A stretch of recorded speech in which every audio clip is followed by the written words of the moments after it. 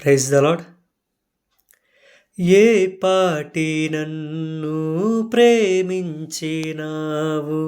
నీ ప్రేమలోనే నన్ను దాచినావు. నా భారమంతా నువ్వు మోసినావు, నన్నెంతోగాను హెచ్చించినావు. నీ కృపలోనే నన్ను కాచినావు, నీ కనికరమే చూపించినావు. నా హృదయలోనే నీ వాక్య ధ్యానం, నా మదిలోనే నీ నామస్మరణం.